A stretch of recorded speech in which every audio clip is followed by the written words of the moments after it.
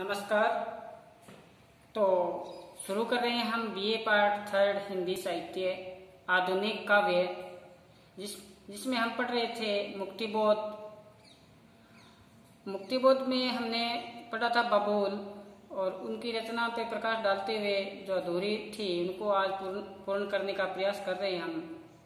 तो मैं आशा करता हूँ कि मेरे साथ साथ ही कदम दर कदम आप भी चल रहे होंगे। साथ साथ में जैसे बोर्ड पे लिखते हैं वैसे वैसे आप उतार लिया करो, तो आपका काम साथ में साथ हल्का भी हो जाएगा और साथ साथ में याद भी हो जाएगा।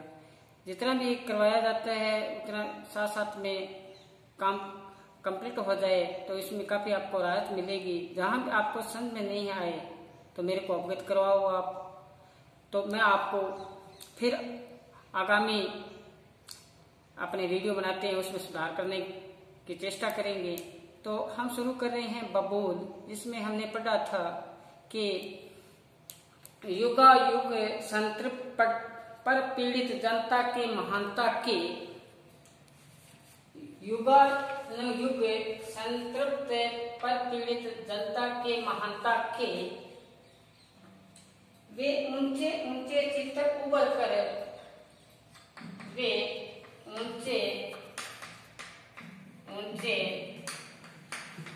चित्र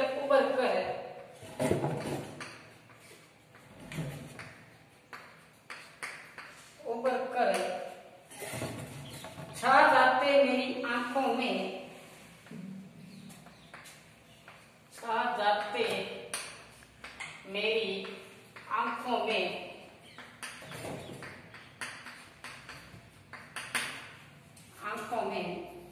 जिसके सम्मुख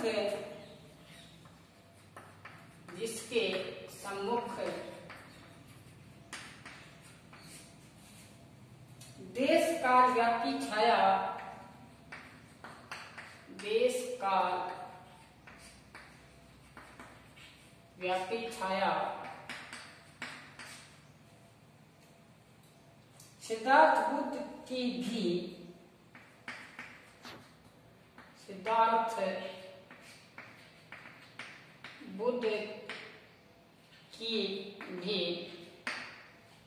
फीकी लगती है सचमुच, फीकी लगती है सचमुच।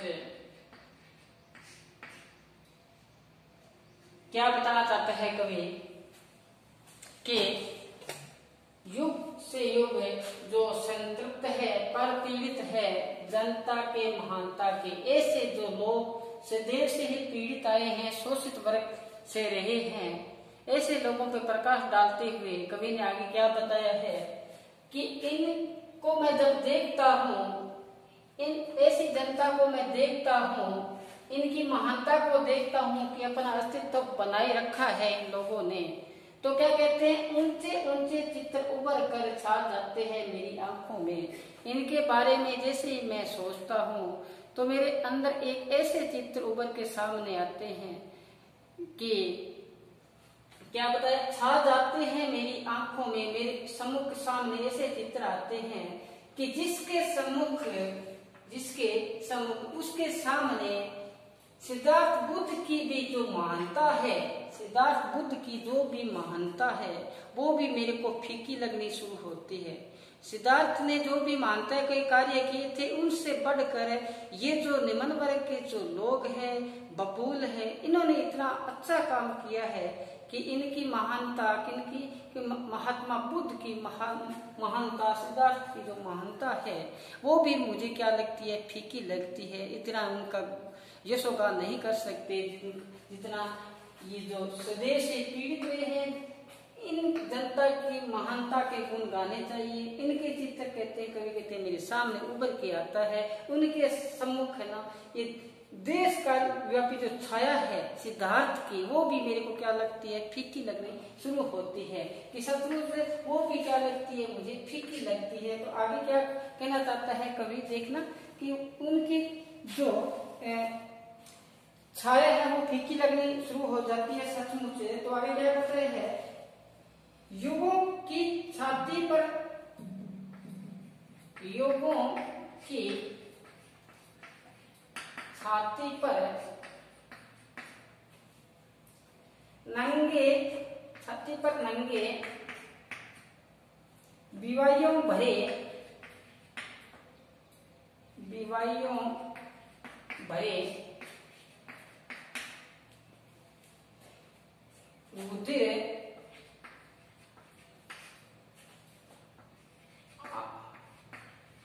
अल्पुत चरणों का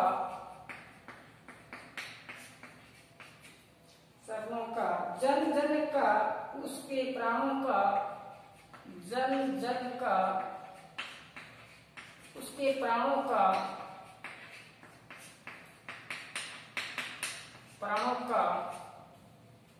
मुझे जकड़ लेता है, मुझे जकड़ लेता है। काला शहनाग ज्यों, काला शहनाग ज्यों चंदन की डाली को, चंदन की डाली को। अब देखो इसमें क्या बताना चाहते हैं मुक्ति बोध जी। पहले बताया कि जब इनको मैं देखता हूँ तो इनके सामने सिद्धार्थ बुद्ध की जो मानता है वो भी मुझे फीकी लगती है कि ये अपना अस्तित्व सदैव बनाए रखा है। मान सम्मान चाहे समाज में है चाहे नहीं है ही नहीं, समाज में मान सम्मान, लेकिन फिर भी अपना अस्तित्व बनाए रखे हैं, अपनी जड़ों को जमाए रखे हैं। इनके सामने इनकी जो सिद्धार्थ बुद्ध की जो महानता है वो भी फीकी लगती है। आगे क्या बताया कि ये आज के बात नहीं है कि युगों के युग बीत गए, युगों के युग बीत गए। ये इनकी छाती पर की नंगी विवाइयों भरे रुधिर अल्पायित चरणों का, जन जन का उसके प्राणों का मुझे जकड़ लेता है। काला शहनाग जो चंदन की डाली को। तो कवि कहते हैं कि ये परिश्रम करते करते इतना परिश्रम करते हैं जो ये लोग, इनकी जो पैरों की जो एड़ियां है वो भी फट जाती है। फटने के बाद में इनमें रुधिर का जो बहाव होता है, इतनी इनको पीड़ा होती है, लेकिन अपने कदमों को रोकते नहीं, आगामी कदम दर कदम आगे चलते रहते हैं। अपने पथ से कभी पीछे मुड़ के नहीं देखते, सदैव आगे से आगे बढ़ते जाते हैं। पैरों में चाहे इनकी रकत धारा बहे, विवाहियों में कितने ही इनकी पीड़ा हो।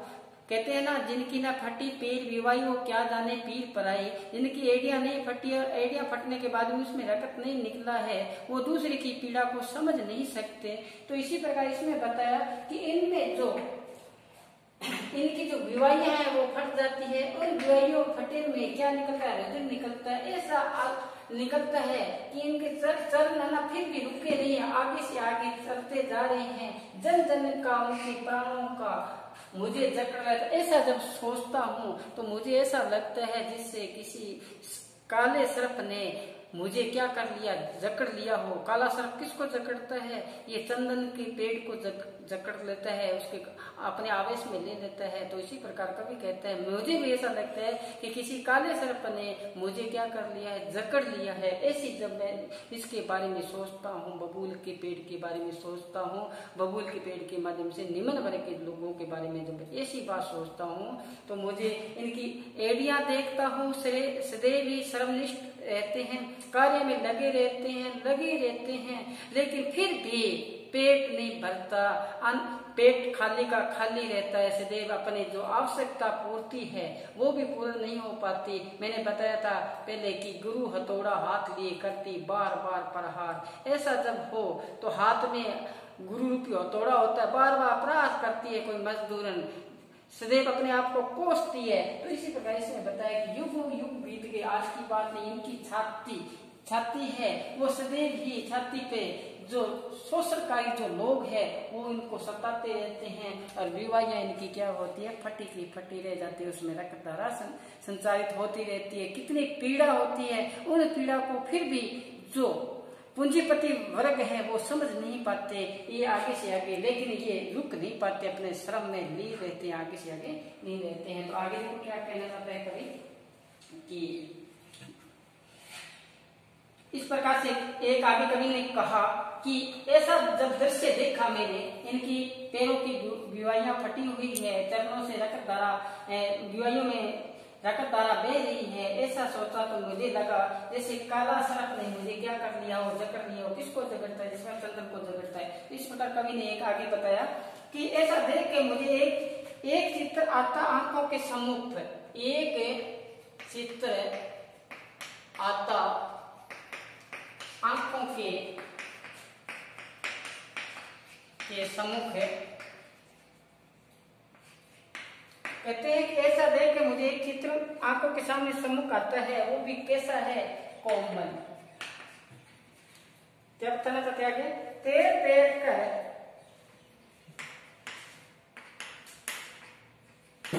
तेर आगे देखो, एक गांव है वहां नदी है, एक गांव है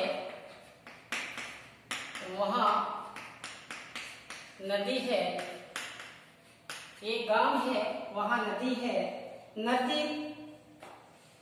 नदी कूल से दूर, नदी कूल से दूर एक खेत बिछे हैं, दूर दिशा तक खेत बिछे हैं, तक खेत बिछे हैं। कवि की कल्पना है यहाँ पे कि मैंने देखा एक चित्र मेरे सामने आया, कि एक चित्र आता है मेरी आंखों के सामने, वो भी कोमल, कि वो चित्र आके मेरी आंखों के आगे तैरना शुरू कर दिया, शकुन बन गया। क्या कहते हैं? एक गांव है, एक गांव बताया, वहां एक नदी है, नदी के किनारे दूर एक दिशा में क्या है? खेत है, खेत बिछे हुए हैं, और खेत में आगे क्या बताया है? हरे भरे वे श्यामल, हरे भरे वे श्यामल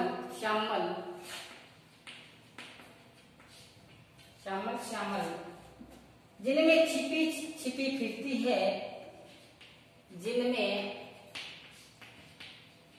छिपी फिरती है,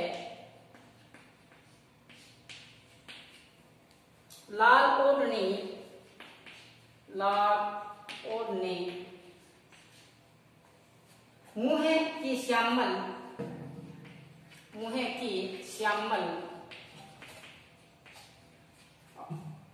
चमक सुरीली,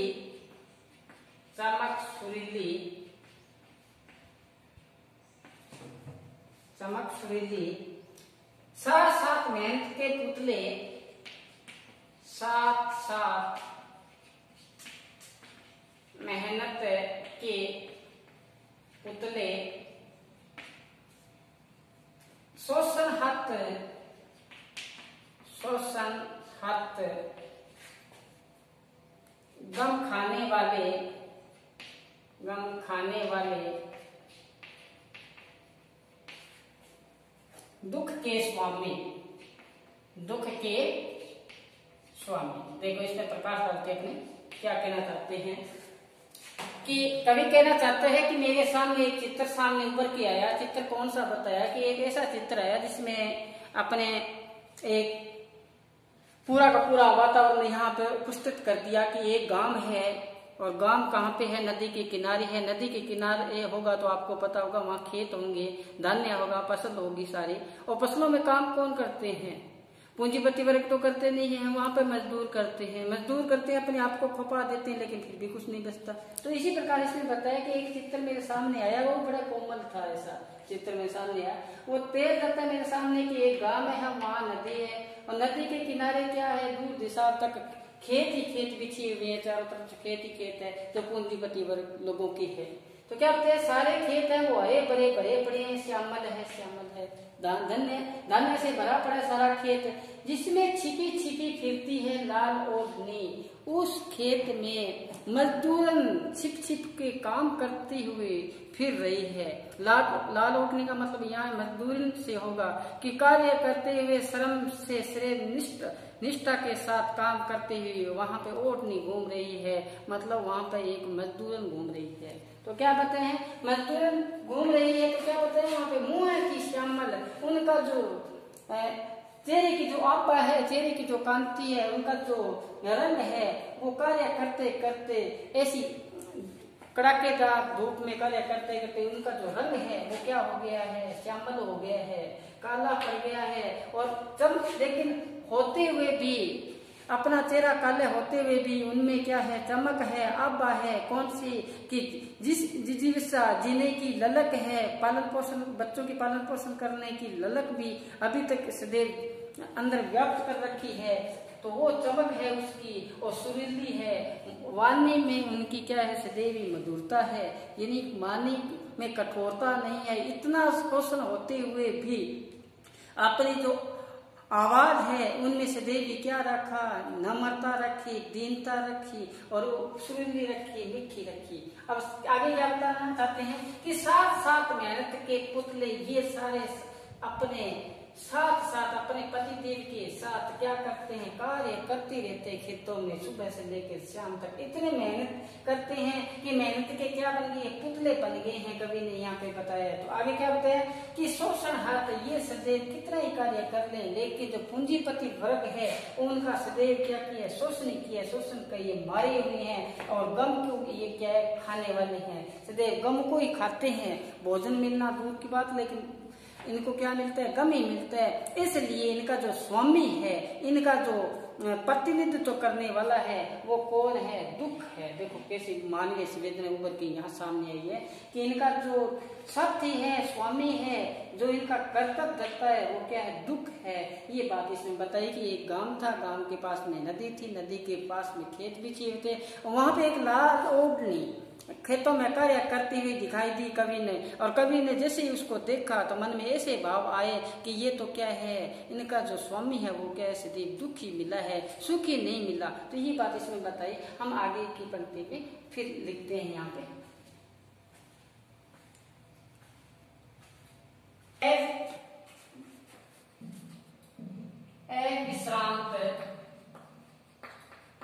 विश्रांत वे काले काले हाथ व्यस्त है, वे काले काले हाथ, वे काले काले हाथ व्यस्त है, जिकत पेट की आंखों में, जिकत पेट की आंखों में, आंखों में दुख के प्रवाह ले, दुख के प्रवाह ले, जिनकी बेबस, जिनकी बेबस कर्मशीलता ने युग युग के, कर्मशीलता ने युग युग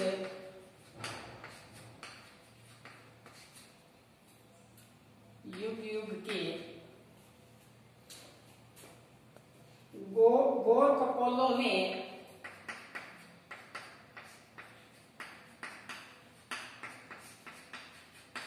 कपोलों में लाली की मदिरा भर दी, लाली की मदिरा भर दी।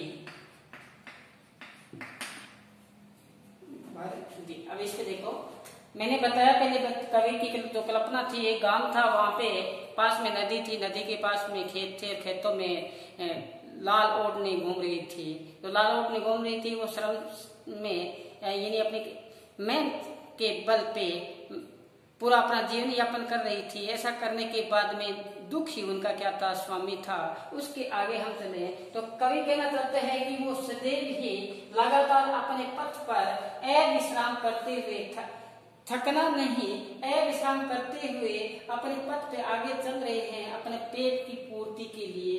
इसलिए काम करते करते उनके हाथ थे वो सारे के सारे क्या हो गए थे, काले पड़ गए थे, काले काले हाथ थे उनके, वो भी क्या थे, व्यस्त थे, अपने कर्म में क्या थे, लीन थे, इतना कार्य में लीन थे कि अपने सब अस्तित्व उसी में लगा रखा था। तो कवि कहना चाहता है वे अविश्राम थे, इसलिए कड़ी धूप में कार्य करते करते उनका जो गौरवमय शरीर था वो किस रंग में परिवर्तित हो गया, काले काले हाथ थे, वो हाथ भी क्या थे, व्यस्त हो गए थे। इतना हो जाने के बाद में कवि क्या कहना चाहते हैं, इनका जो पेट है वो भरा नहीं है, उनका पेट रिक्ति है, खाली का खाली है। आंखों में सदैव आशा लगाए बैठे हैं, लेकिन आशा पूर्ण होती नहीं है। दुख के सदैव क्या निकलते हैं, इनके प्रवाह ही होता रहता है, दुख ही दुख प्रवाह होता है जीवन में, सुख तो मिल ही नहीं पा रहा। तो कवि ये कहना चाहता है कि इनका जो पेट है कभी नहीं भरा। और आगे कहते हैं ऐसा हो जाने के बाद में इनका जीवन है वो क्या है, बेबस है, लेकिन ऐसा हो जाने के बाद भी जीवन में हार नहीं मानी है। सदैव क्या बताया है, कर्मशीलता में ही लगे रहे, आज के नहीं लगे हैं। नागार्जुन सॉरी यहाँ पे वो मुक्तबोध जी क्या कहते हैं, आज के नहीं लगे हैं, युग युग से ये लगे हुए हैं। ऐसा हो जाने के बाद भी इनके जो नायिका है, ये जो मजदूर वर्ग है, इनकी जो कपोलों की जो लाली है, वो लाली में सदैव क्या है, मदिरा है, चंचलता है, सदैव कार्य करने की ललक है कि हमारा क्या हो, पालन पोषण हो जाए, हमारा पेट क्या हो जाए। पालन पोषण का तात्पर्य यहाँ पर कि हमारा कैसे कैसे हमारी उदर पूर्ति होती रहे, और कुछ नहीं, सिर्फ उदर पूर्ति होती रहे। ऐसे आशा के साथ ये मजदूर वर्ग, ये निम्न वर्ग के जो लोग हैं, इसलिए भी अपने कार्य में क्या रहते हैं, लीन रहते हैं, अपने तन मन की तन की भी क्या नहीं रखते, शुद्ध नहीं रखते। इसलिए इतना अपने आप को खपाते हैं उनमें कि उनका जो चेहरा है, उनके जो हाथ है वो भी क्या हो जाते हैं, काले पड़ जाते हैं। काले पड़ जाने के बाद में भी अपने क्या रहते हैं, व्यस्त रहते हैं।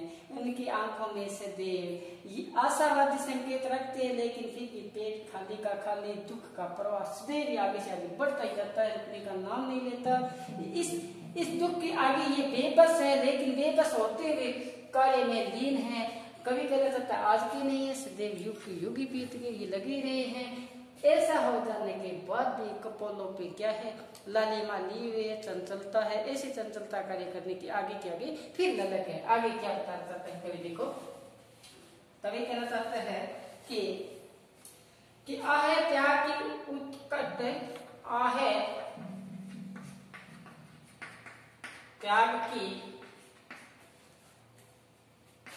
उत्कट प्रतिमा होरी, प्रतिमा होरी महतो, महतो बोली धनिया, बोली धनिया जाग रहे हैं, जाग रहे हैं। एक अपने हिंदी साहित्य में उपन्यास है प्रेमचंद जी का गोदान, उसमें ये पात्र आते हैं। गोदान में होरी महतो बोली धनिया, ये पात्र आते हैं। जो होरी है वो अपने एक गाय की लालसा में कि मेरे घर में एक गाय आ जाए, उसकी लालसा में अपना पूरा का पूरा जीवन खपा देता है। लेकिन एक गाय जीवन में नहीं मिल पाती और सदैव मेहनत रहता है, लगा ही रहता है कार्य में, इतना शोषण होता है उसका। और अंतिम समय में एक आशा ले हुए भी गाय की कि गाय घर में आएगी, बच्चे दूध पिएंगे, लेकिन ऐसा नहीं हुआ और इस दुनिया से वो कूच कर जाता है। जब इसका मृत्यु हो जाता है तो ब्राह्मण उससे क्या मांगते हैं, गोदान मांगते हैं कि गोदान चाहिए। तो ये बड़ा ही उस समय एक दृश्य उपस्थित होता है कि जीवन भर लड़खड़ाता रहा कि गाय के लिए वो पूर्ण नहीं कर पाया और आखिर में उससे गाय का दान मांगा जाता है।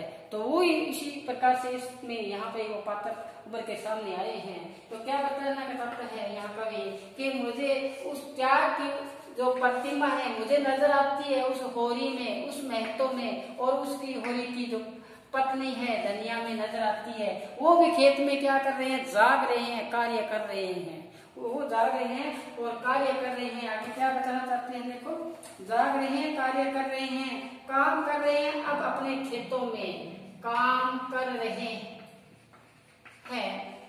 अब अपने खेतों में कहते आज भी वो क्या मेरे चित्र सामने ऊपर के आता है कि होरी धनिया और महतो भी अपने खेतों में क्या कर रहे हैं, कार्य कर रहे हैं, लीन रहे हैं। अभी तक उनका क्या नहीं हुआ, छुटकारा नहीं हुआ। वो जो गरीबी की जो दलदल है वही विराजमान है, अभी तक आगे नहीं निकल पाए हैं। तो आगे कभी क्या कहना चाहता है, उनकी श्वेत अस्थियों से, उनकी श्वेत अस्थियों से, उनकी श्वेत अस्थियों से इस युग का वज्र बनेगा, इस युग का वज्र बनेगा, इस युग का बनेगा भयंकर। देखो कवि ने हुंकार भरी है लास्ट में आके, क्या कहना चाहता है, ये जो इतना उनकी एड़ियां फटी थी, उनमें क्या था, विवाहियों में भी रक्त धारा प्रवाहित हो रही थी, लेकिन अपने जो पैर है उनको रोका नहीं। ऐसा करने के बाद में यहाँ पे गोदान उपन्यास के पात्रों की बात आई, वो भी कार्य में लीन बताए। कवि ने कहा कि मुझे अभी तक उनकी त्याग की बात मुझे याद है। तो वो भी क्या कर रहे हैं, काम खेतों में कर रहे हैं। और लास्ट में हुंकार भरते हुए कवि क्या कहते हैं, ये सब मृत्यु को जो प्राप्त होंगे, जो निम्न वर्ग के जो लोग हैं मृत्यु को प्राप्त होंगे, इनकी जो हड्डियां होगी वो कौन सी सफेद जो हड्डियां होगी, इन हड्डियों से क्या बनेगा, ऐसा वज्र बनेगा, ऐसा कठोर वज्र बनेगा, भयंकर बनेगा, ऐसा हथियार बनेगा। जो क्या बनेगा, किससे बनेगा, उनकी हड्डियों से बनेगा, सफेद हड्डियों से बनेगा। वह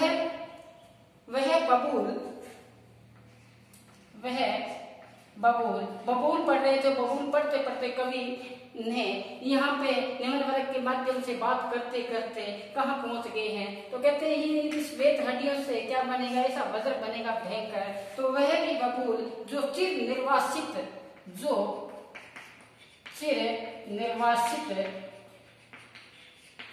कहते हैं, वो जो बबूल है सदैव से क्या है, बाहर किया हुआ है, यहाँ से सदैव क्या किया हुआ है, बाहर किया हुआ है। तो आगे देखो,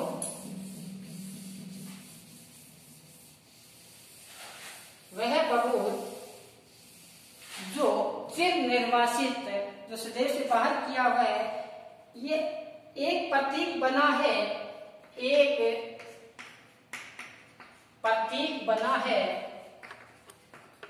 एक प्रतीक बना है। मेरी खिड़की से दिखती है, मेरी खिड़की से दिखती है होरी की वह याद, होरी की वह याद।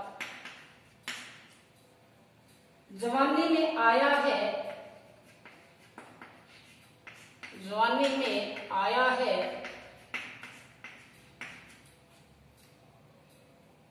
पीले फूलों को छितराता, पीले फूलों को छितराता प्रिय बबूल वह, प्रिय बबूल वह। अर्पण आकुल,